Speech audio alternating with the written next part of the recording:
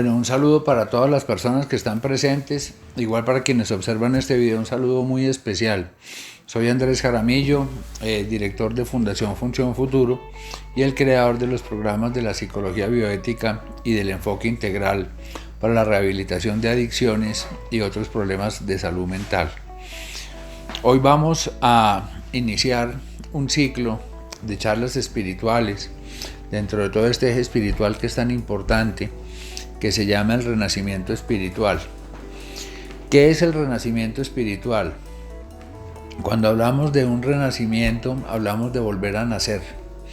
Y cuando hablamos de espiritual, hablamos de algo que está en nosotros, que no es la carne, que es nuestra esencia.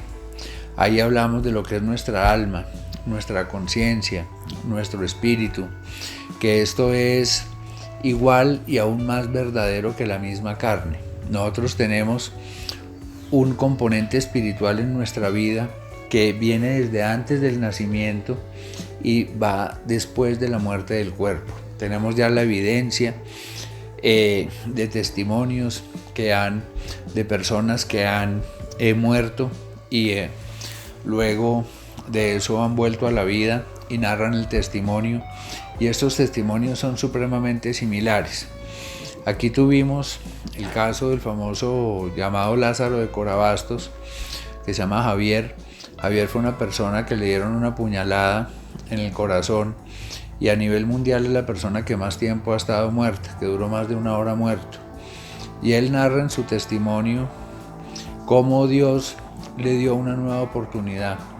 Le mostró el infierno, él dedicado a fumar bazuco, una vida desordenada a nivel de sexo, y allá en el infierno vio a los amigos de consumo que habían muerto, vio a una persona que le habían asesinado y él había matado a varias personas y lo vio condenándose en el infierno, y él describe el infierno de la manera en que todas las personas que han tenido ese trance, de la misma manera. Un lugar lleno de dolor, de sufrimiento, de tormentos eternos, de gritos, de gemidos, de la cosa más terrible. Y cómo Dios le dijo que le daba una nueva oportunidad y regresó a la vida. Le hicieron una cirugía de corazón abierto, después tuvo su rehabilitación y en el transcurso de todo eso hicimos un programa con el programa de Cuatro Caminos en RCN hace un buen tiempo, más o menos en el año 2017, que salió al aire tanto en Navidad de 2017 como de 2018, sobre la vida de él y sobre qué fue el tratamiento. Gracias a Dios, al día de hoy Javier está completamente restaurado, logró volver a funcionar, y esto nos da evidencia de que hay en el mundo centenares, millares de testimonios de personas que han muerto. La experiencia es la misma, sienten como salen del cuerpo, ven su propio cuerpo, cruzan por un túnel donde al fondo hay una luz muy brillante, muy amorosa, que es la luz de Dios. Luego de eso llegan a un momento donde hay un juicio y a muchos les muestran el infierno, otros entran al reino de los cielos directamente, y estos testimonios son extremadamente similares.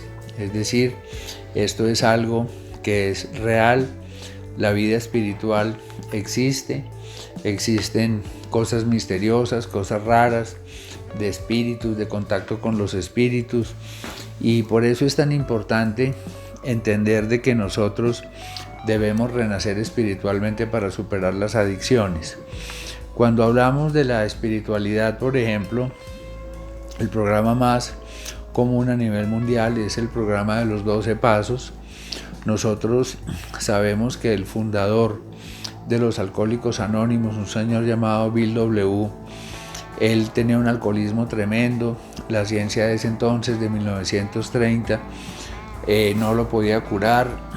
Asistió a cantidades de médicos, siempre desesperado, y él empezó a asistir a unos grupos que se llaman los grupos de Washington o washingtonianos, y a los grupos de Oxford. y esos son grupos completamente espirituales donde las personas se reunían, compartían su mutua experiencia, depositaban sus esperanzas en Dios y hacían una renuncia a sí mismos. De ahí ellos conocen a un sacerdote que les transmite la famosa oración de la serenidad, que hoy en día en su forma corta es muy común, muy frecuente, que dice: Dios, concédeme la serenidad para aceptar las cosas que no puedo cambiar, valor para cambiar aquellas que sí puedo y sabiduría para reconocer la diferencia.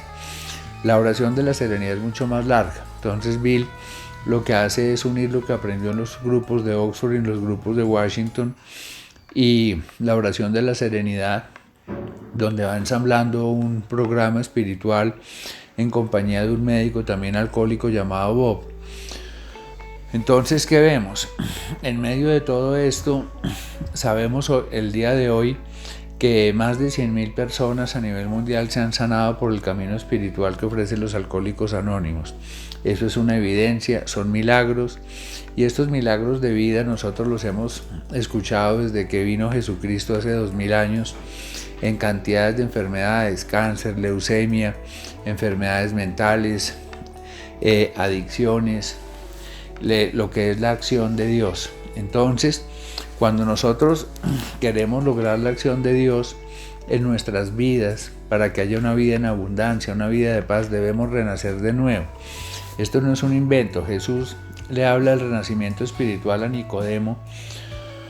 Nicodemo era uno de los notables que seguían a Jesús. Entre ellos estaba José de Arimatea, Nicodemo y otras personas que formaban parte del Sanedrín, que es el consejo eclesiástico superior en la época de Jesús, que era como decir la alta iglesia. Y Nicodemo le pregunta a Jesús qué debe hacer para renacer de nuevo, que él ha escuchado que él habla de que nosotros debemos renacer de nuevo y cómo un hombre puede nacer de nuevo. Y Jesús le dice que nosotros, por 3 cosas fundamentales, debemos renacer de nuevo, básicamente por aquello que viene de lo alto, ¿sí?, que es la acción de Dios, que es el amor de Dios Padre. Debemos renacer de nuevo mediante el bautismo. No es únicamente el bautismo que nos hacen, bien sea en la iglesia católica, cristiana, etcétera, sino es lo que significa el bautismo. Vemos que es lo que viene de lo alto, que es la acción de Dios Padre. Vemos el bautismo, que es la inmersión, que es la limpieza. Siempre en todas las religiones el agua está directamente asociada con la purificación, con la limpieza. Entonces, ¿qué vemos? Que hay que hacer una limpieza interior, una limpieza de nuestra alma, de nuestro espíritu, dejar los resentimientos, y por la acción del Espíritu Santo. Entonces, ¿qué vemos nosotros? Que esto no se hace de un momento a otro, es todo un proceso en donde San Pablo nos habla de lo que es el testimonio tan importante. San Pablo, él libró una lucha interior también. San Pablo se ve que era una persona con muchas tentaciones hacia toda la parte carnal, y él lo va tipificando en la carta a los Romanos, en donde él libra una lucha entre lo que quiere la carne, entre lo que quiere el espíritu, y hay que ser conscientes de quién era San Pablo. San Pablo fue un elemento clave dentro de todo lo que hace Jesús para instaurar la religión católica y para proliferar la fe en Cristo. Él era llamado Saulo de Tarso. Saulo de Tarso era un centurión romano. Eso quiere decir que manejaba una centuria, manejaba 100 hombres, y él había sido educado dentro de las escuelas de Gilel y Shimai, que eran fariseos puros, y él era militar, y era como por decirle un sacerdote militar. Y después de que Jesús murió, él iba a matar a Pedro, y él persiguió a los apóstoles, persiguió a la iglesia primitiva a muerte, a matarlos. Y cuando iba en el camino de Damasco, cuando iba a perseguir a Pedro para matarlo, una luz iba con sus hombres, y una luz poderosa se le apareció y resplandeció como con un trueno, y lo tumbó del caballo, y esa voz solo él la oyó que decía: Saulo, Saulo, ¿por qué me persigues? Y desde ese momento quien fuera el perseguidor de la iglesia primitiva se convirtió por acción de Dios, por acción del Espíritu Santo, en el principal baluarte de la iglesia primitiva, porque es quien escribe prácticamente medio Nuevo Testamento con sus famosas cartas. Cartas a los Efesios, a los Gálatas, a los Romanos, a los Hebreos, a Filemón, a Tito, Corintios, segunda de Corintios. Y él mismo libró una lucha de sus propias tentaciones, una lucha de lo que le conviene a la carne, de lo que le conviene al espíritu.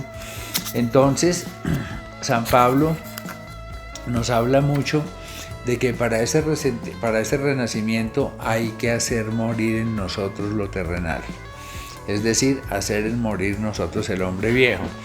Entonces, toda esta lucha del renacimiento espiritual, de renacer de nuevo, implica hacer morir.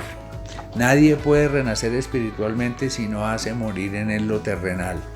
La lujuria, las impurezas, las pasiones desordenadas que son el consumo de drogas, el resentimiento, el odio.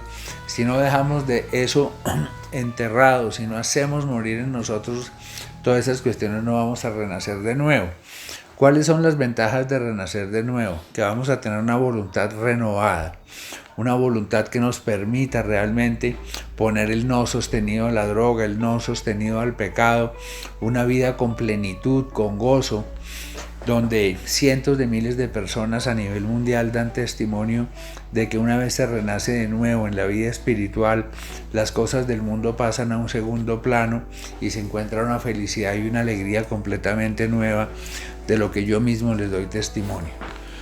San Pablo empieza en la carta a los Romanos diciendo: ¿por qué yo hago lo que quiero?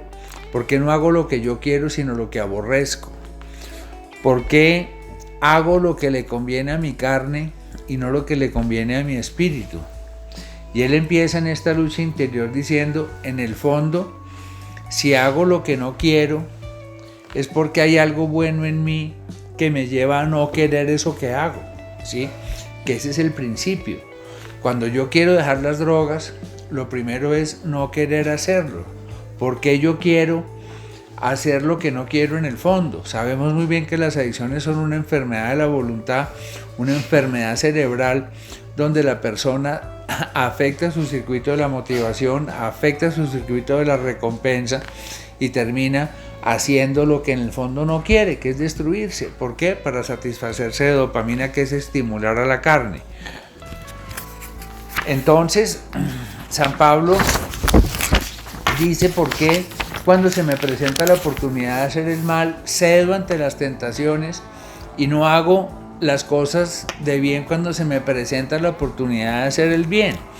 Entonces él finalmente dice: ¿quién podrá liberarme de este cuerpo que me está llevando a la muerte? Y él llega a la conclusión de que solo Jesucristo es la entidad que lo puede hacer renacer de nuevo. Entonces, ¿quién es Jesucristo? Lo veíamos en la charla del Yo Soy, la importancia de entender a Jesús como el camino de verdad, de amor y de vida, porque así es como se llama Jesús, como el agua de vida, como la luz. Entonces, ¿qué es lo que va a suceder en mí? Hay que dejar que Dios obre en mí, y lo primero es la plena disposición. Entonces, esta plena disposición la encontramos en el programa de los Alcohólicos Anónimos, en el segundo paso, en el tercer paso. El segundo paso nos habla de que estuvimos enteramente dispuestos a que Dios nos retornase el sano juicio, o nos entregase, nos otorgase el sano juicio. El tercer paso dice: entregamos nuestras vidas y voluntades al cuidado de Dios. Entonces, ya más adelante hablamos de lo que es la transformación interior por la acción de Dios, y para esto es absolutamente necesario tener un despertar espiritual.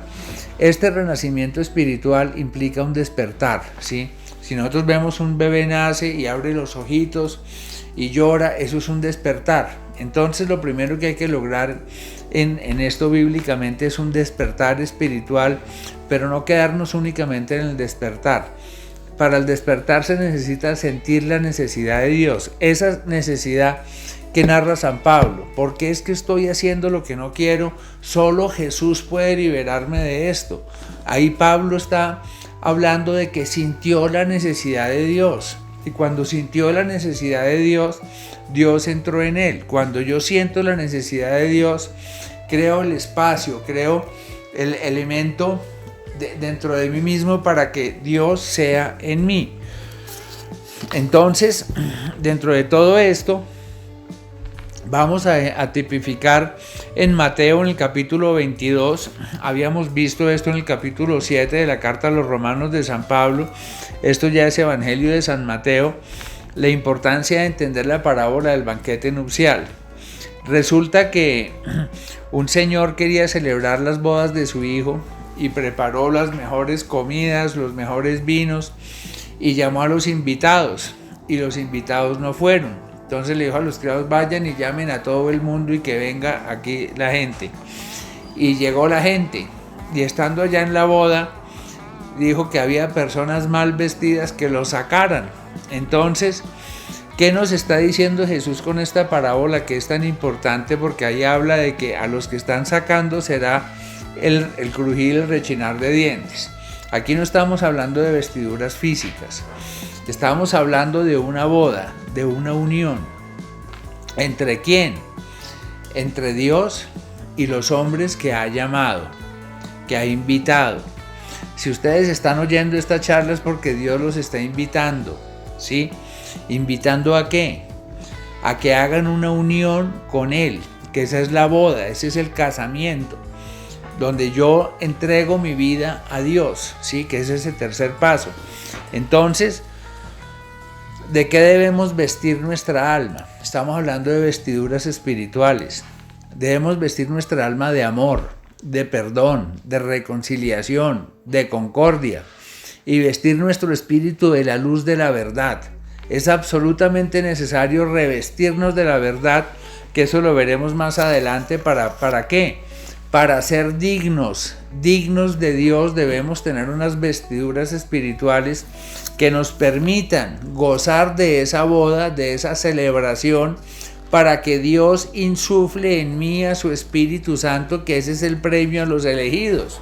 Tener al Espíritu Santo en sus dones de sabiduría, de consejo, de entendimiento, de fortaleza, de ciencia, de temor y de piedad.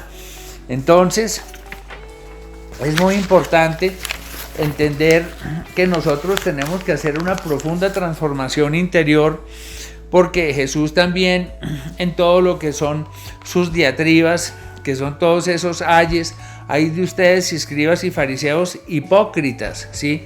Hemos hablado de la importancia de dejar la hipocresía, dejar las agendas ocultas. Muestro una cara por fuera y por dentro soy otro. Entonces, lo primero, ya una vez nosotros hayamos estado dispuestos, es dejar la hipocresía, es dejar esa doble cara, ese falso self. Eso es absolutamente importante, porque él dice: guías ciegos que filtran el mosquito pero se tragan el camello. En la época de Jesús no habían carros, motos, bicicletas, la gente andaba en burro, caballo, camello, y el camello es un animal que se conoce mucho porque huele feo, porque es un animal pestilente, y dicen, filtran el mosquito de la sopa pero se tragan la inmundicia, ¿sí? Esa es la hipocresía, pero él amplía precisamente esta información que nos dice: escribas y fariseos hipócritas que limpian por fuera la copa y el plato y no lo limpian por dentro, ¿sí? Entonces, nosotros sabemos que Jesús siempre habló en sentido figurado, en hipérboles, parábolas, para poder tipificar su palabra de una manera contundente. ¿Y qué nos está diciendo ahí? No es el plato ni es la copa física, como tampoco era la boda física. Esto es una copa y un plato figurado. Si yo cojo un plato físico y voy y lo lavo por fuera, pero no lo lavo por dentro, lo estoy lavando por donde no se necesita. Nosotros, nuestra vida, nuestra conducta, nuestra personalidad, somos ese plato, somos esa copa. Es decir, Ahí dice Jesús que no seamos como sepulcros blanqueados, bien limpiecitos por fuera, pero inmundos de huesos podridos por dentro. Entonces, ¿qué nos está diciendo Jesús con esto que es tan importante? Límpiense por dentro, limpien sus pensamientos, limpien sus emociones, limpien sus deseos, limpien sus pasiones. ¿Para qué? Para estar limpios por fuera, porque Jesús nos dice, si se lavan por dentro el plato, estará automáticamente limpio por fuera. Entonces, hablamos de la importancia de la higiene mental, la limpieza de mis pensamientos. En mi mente es el campo, parábola del sembrador, ahí es donde caen todos los pensamientos, buenos, malos, etc. Tengo que estar sacando, deshiervando todos esos pensamientos negativos, que esta higiene mental la postulaba uno de los grandes fundadores de la psiquiatría, que es Jean Charcot, que fue el que acuñó el término higiene mental. Hay que hacer higiene, hay que seleccionar pensamientos, hay que limpiar mis emociones. ¿Qué hago yo diciendo que soy creyente o que voy en un buen proceso de recuperación si tengo resentimiento hacia mi mamá, hacia mi papá, hacia mis hermanos? Nada, limpiar esas emociones para que seamos dignos, y si nos limpiamos por dentro, vamos a estar limpios automáticamente por fuera. Entonces, ya dentro de toda esta limpieza, nos dice Jesús a través de Pablo, y Pablo da testimonio ya en el capítulo 8, cuando él dice, una cosa es vivir según la carne, que es la codicia, la plata, el prestigio, todas esas cuestiones de mundo, son carnales, son primarios, son básicos, pero si queremos ser unas personas espirituales, vivamos de acuerdo al Espíritu. Entonces, cuando vamos a vivir de acuerdo al Espíritu, debemos entender la importancia de la moral, la importancia de llevar una vida moral, de una vida pulcra, de una vida completamente digna. Entonces, ¿qué estamos nosotros esperando para accionar ese cambio? Hombre, voy a dejar de ser tan carnal y me voy a volver una persona más espiritual. Entonces, eso me implica más oración, eso me implica más dominio de mis pasiones rastreras, de mis placeres paganos, de esas lepras espirituales que yo voy acumulando por soberbia, por ira, por lujuria, por toda esa enfermedad espiritual de codicia, envidia, gula, y ahí voy manejando. Entonces, ya vuelve a retomar Pablo en Efesios capítulo 4. Él habla de la importancia de hacer morir en nosotros todo lo que es terrenal. Él mismo dice, por lo tanto hagan morir en sus miembros todo lo que es terrenal, la lujuria, la impureza, las pasiones desordenadas, los malos deseos, la avaricia, que todos esos son formas de idolatría. ¿Por qué idolatría? Porque se está idolatrando al placer del dinero, al placer de las drogas, al placer del mundo. Entonces hay que hacer las renuncias.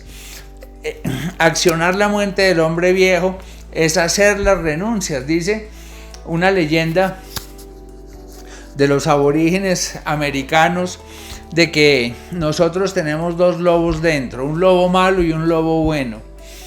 Y le dice la persona al sabio, bueno, ¿y cómo hago yo para eliminar al lobo malo de mí?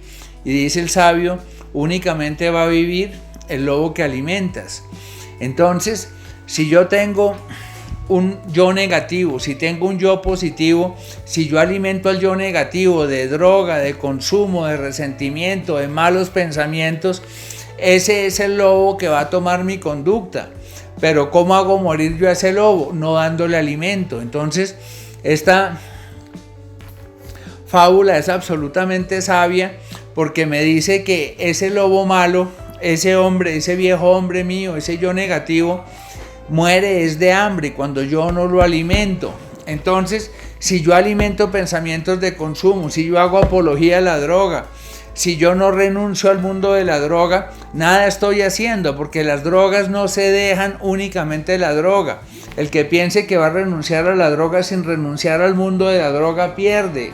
Hay que renunciar a los amigos de consumo, hay que renunciar a personas, situaciones, lugares de consumo, al ritual de consumo. Todo adicto ya en etapa avanzada tiene un ritual de consumo. Entonces nosotros tenemos que renunciar al rencor, a la ira, a la maldad, a las injurias, a las conversaciones groseras. Ojo con la boca, ya se sabe a nivel cerebral por la programación neurolingüística que por la boca ya se va programando el cerebro. Si yo estoy hablando groserías, si estoy hablando de droga, estoy programando mi cerebro a que mi conducta se vuelva a eso. Entonces hay que saber hablar, hay que cuidar la lengua. Uno de los grandes de la psicología del siglo pasado, Lev Vygotsky, un ruso, habla de la importancia que hay entre el matrimonio, entre pensamiento y lenguaje. Ya, si yo estoy hablando puras barbaridades, si estoy hablando cosas, groserías, cosas feas, mi pensamiento capta ese lenguaje y me programa mi conducta. Entonces, si yo me la paso hablando de crímenes, de asesinatos o viendo series únicamente de Pablo Escobar, asesinatos, hablo de eso, mi pensamiento se va contaminando. Entonces es muy importante que yo aprenda a hacer las renuncias, porque la manera de matar al hombre viejo es hacer las renuncias. Renuncio a lo terrenal, renuncio a las pasiones rastreras, renuncio a toda esa porquería. Entonces yo tengo que, para renacer de nuevo, encontrar unas nuevas obras de vida. Renuncio a las obras de muerte, renuncio a los caminos de muerte y entro realmente a formar parte de un camino de vida a través de mis renuncias. Entonces, para que nosotros logremos este proceso, tenemos que revestirnos del amor, que es el vínculo de la perfección, y a través de ese vínculo de la perfección es que nos hacemos uno con Cristo. Amor a mí mismo, amor al prójimo, amor a mis padres. Ahí dice el cuarto mandamiento que nos revistamos del amor, de la honra a nuestros padres, no si fueron buenos, si fueron bacanes. Dice es honren a sus padres para que les vaya bien en la vida y tengan largos días de vida en la tierra. Entonces, si yo quiero renacer de nuevo, debo revestirme del vínculo de perfección que es el amor y de hecho usar la armadura de Dios. Pablo nos ofrece lo que es la armadura del cristiano, que es absolutamente importante porque nos dice pilas, la pelea no es contra gente, aquí la pelea es contra potestades, contra demonios que se nos meten dentro y hay que vencerlos. Por eso hay que resistir en el día malo, por eso hay que resistir la tentación. Nos dice la carta de Santiago, bienaventurado aquel ser de Dios que resiste la tentación porque se hace acreedor a la corona de victoria, la corona de salvación. Entonces, ¿qué nos dice ahí Jesucristo? El que renace de nuevo, el que se salva es el que resiste en el día malo, el que resiste en la tentación, el que ha sido probado, acrisolado y logra pasar en victoria. Y para eso hay que tener resistencia, para eso hay que tener un no sostenido, que lo veíamos en el Sermón de la Montaña. Entonces, nos dice pilas, porque ustedes tienen que andar ceñidos con el cinturón de la verdad. El que anda en mentira pierde protección. ¿Por qué? Porque el de abajo es el padre de la mentira, el de arriba es el padre de la verdad. Cuando yo ando en verdad estoy con el de arriba. Entonces nos decía el renacimiento espiritual de lo alto. La verdad es andar hacia arriba, la mentira es andar hacia abajo. Entonces vemos que tenemos que ser justos. La justicia es mi coraza, mi protección. Ser justos conmigo, con mi familia, con el prójimo. Incluso esta justicia va hasta los animales, las mascotas, todo eso es pura justicia. Y debemos ser personas que a través del testimonio estemos propagando la noticia de salvación. Es decir, Jesús obró en mí. ¿Cómo? Eso no es de palabras, sino es de testimonio. Mire la transformación que yo he tenido. ¿Sí? ¿Para qué? Para atraer personas al Evangelio, porque uno recibe grandes indulgencias cuando ayuda a una persona a que corrija su camino. Entonces, vemos que así como tenemos una coraza que es la justicia, tenemos un escudo que es la fe. Con la fe apagamos los dardos incendiarios del maligno. El maligno lanza dardos, no lanza incendios. Él lanza el dardo incendiario y si yo permito, ¿sí? Porque le hago todo ese combustible en mi mente, ese dardo incendiario me enciende la mecha de la tentación. Entonces fe, ¿qué es la fe? La firme convicción, creer que sí puedo, creer que salgo adelante, de que yo soy capaz. Eso es fe, la fe no es únicamente en Dios. Y cuando yo deposito mi fe en Dios, estoy depositando en Él mis esperanzas de salvación, mis esperanzas de transformación, de metanoia espiritual, que es absolutamente importante. Entonces, la palabra, leer Biblia, es la espada. Vemos que todo lo anterior era protección. Esto ya es para atacar. La usó Jesús contra Satanás, los grandes santos, los apóstoles, los evangelistas. La palabra de Dios, reclamo la palabra de Dios. Leer 15 minutos diarios la Biblia trae grandes indulgencias. Aquí ustedes encuentran Biblias por todas partes. Abran las Biblias, es palabra viva. Siempre les va a dar un mensaje. Hay que leerla, no como si fuera un libro científico. Los libros científicos pasan de moda a los 10 o 20 años, ya no son válidos. Los libros de fe son válidos de por vida. Y hay que leerla desde los ojos de la fe, no de la ciencia.